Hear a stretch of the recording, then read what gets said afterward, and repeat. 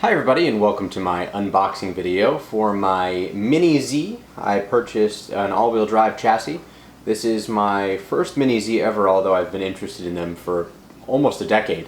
But finally had the funds and the friends who also wanted to get into Mini Z to make the leap. So here's my unboxing video. It's going to show you exactly what comes with the all-wheel drive Mini Z chassis. The ma-020 chassis is the one that I am opening here, and I bought the Toyota Trueno, and here's my unboxing video. So I'll show you everything that comes with it. Of course, I've got batteries here for the car itself until my rechargeables come in, and I have another set of 4 AAA batteries. These are just basic Energizer rechargeables, and these are going to be for the remote.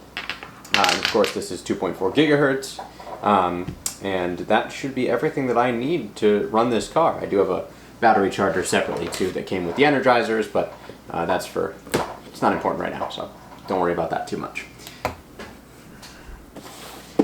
Okay, so I broke the seal on the box and here's what I've got. Here's the car itself. First thing that you notice is just how nice these bodies really are. I mean, really impeccable work goes into these. Very high quality.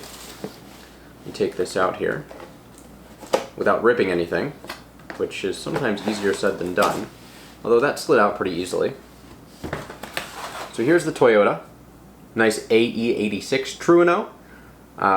This is probably one of my favorite bodies that is available right now. I would highly recommend taking a look at what they have for options because there's a lot of great Mini Zs out there right now.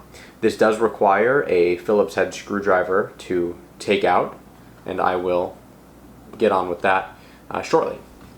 The other thing that's at the top of the box, which is very important, is the instructions. And in here it tells you all about info on how to get the car up and running, how to take it out of training mode, as well as it comes with a kit for some optional upgrades. At first I think I'm going to keep this car stock until I kind of get a hold of how it feels to drive, and most of what I'm going to do with this is drifting. But it is cool that it shows you what some of the option parts are. Different tires, some for racing, some for drifting, various spring rates, LED lights, of course, if you want to go for a more scale look. I will say that one of the things that I think is going to be a necessary upgrade right off the bat is probably going to be getting rid of these plastic lug nuts in the wheels. I think that that's probably something that I'm going to try to get changed almost immediately, just because I think that metal in general on those lug nuts will work better for the axles overall. I just can't see how the plastic ones will have good longevity, and ideally I would like to keep the car going for as long as possible. So that's going to be one of the first things that I think I'm going to change out there. I will also say that a lot of these instructions are indeed in Japanese, so there's something to keep in mind there, but there's a lot of info in here too in English. And again, this tells you all about the various parts. It tells you how to turn the transmitter on, how to get everything out of training mode, and I think that this is going to be pretty useful. And I'm not the type of person to usually look at instructions beforehand, but I will definitely be reading over these instructions before I give the car a go. So let's see what else is in the box before we talk more about the car itself, and before I go grab a Phillips head to unbolt those small screws. The other big thing that comes with the car, of course, is the radio. So here's your radio. Comes very nicely wrapped, and actually is a little bit nicer in my hands than I anticipated it to be. And this, of course, is 2.4 gigahertz. It's the Kyosho system, and this is what's going to come with every Mini Z ready set that you're buying, unless you're buying used, of course, because there were AM radios and FM radios even for a long time. But this is not the case. This is 2.4 gigahertz. Feels nice. Trigger's decent.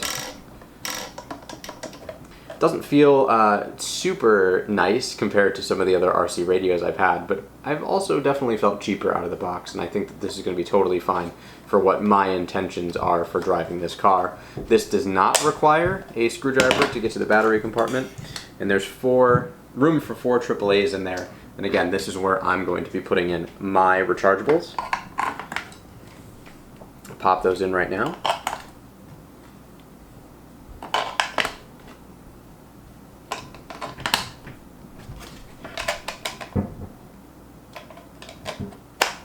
Put that back on. We can turn this on. The on-off switch is on the back. And boom. There you have it. Everything is looking good already. Nice to see that light come on, and again, this will bind to the car once I put the batteries in the car, but that is not for right now. A couple of other things that come in the box. You've got various tools, it looks like, in here. Maybe a motor guard, something to take pinion gears off, it looks like. That's what that tool would probably be for. This is to take the wheels off the car. Let's see what else we've got in here. Some different gear sets, which I am eager to read about. Try to figure out what's best for drifting, what's better for racing. Of course, you're going to want to deal with top end speed versus torque. That's pretty important in these. Looks like there's some extra pop-up headlight guards, which makes me wonder if maybe that's a known weak spot on this particular body, which again, I would like to keep in decent shape, or as decent as I can. And you've got 1, 2, 3, 4, 5, 6, 7, 8, 9, 10, 20 pylons. So right out of the box you can make your own little drift course using these, and that is probably what I'm going to do, and the next video you see of my Mini Z will revolve around that. So let me grab a Phillips head screwdriver and we will get to taking out the car.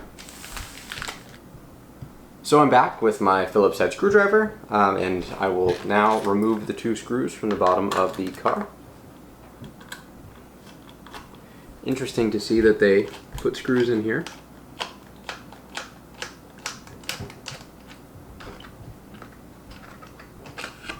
There's one.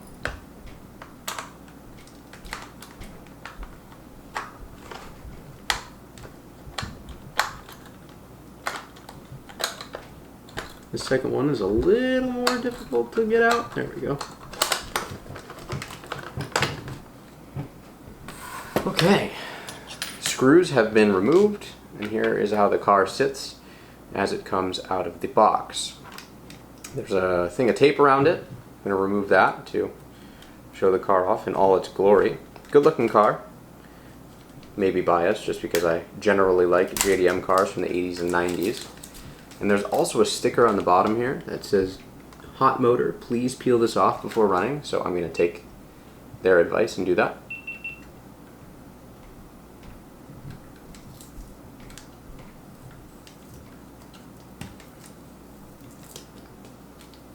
This is particularly sticky. It looks like it's covering the motor directly.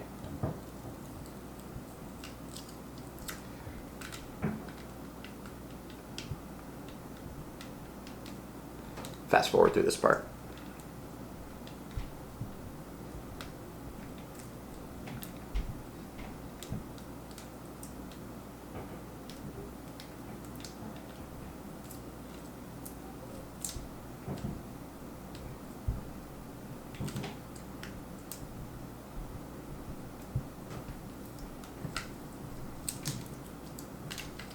Okay.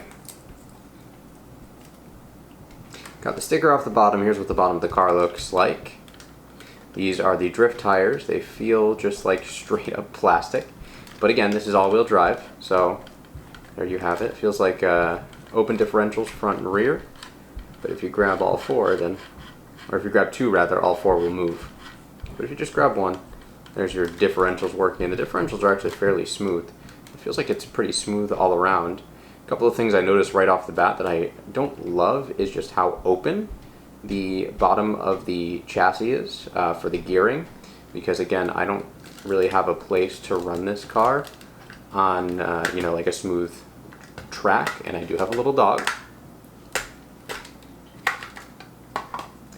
So here's what the chassis looks like without the body on it, and I am going to wrap this video up here. A couple of things that I note right off the bat: 2.4 gigahertz receiver and ESC all combined into one. Looks like there's some plugs here, most likely for the LED light kits that you can buy for these car bodies. And a couple other things. It's interesting to see all the batteries are on one side of the chassis just for weight distribution. but it's nice to see the differentials. There's your spur gear, and it looks like there's a metal drive line connecting the front and rear diffs, which is nice as well. I was hoping that I wasn't going to spend this much money on a car and have it turn out to be plastic in there, but that's clearly not the case, so I don't have to worry about that. But next video you see will be of this running, so I'm very excited to get some batteries in this, get it bound to the remote, start it off in training mode, and eventually graduate from there. Stay tuned for more. You can click the like, comment, and subscribe buttons. Leave a comment below if you're getting into Mini Zs too. Again, this is my first RC car in quite some time, my first real hobby grade RC car in quite some time, and it's nice to get back into the hobby. So we'll see you soon.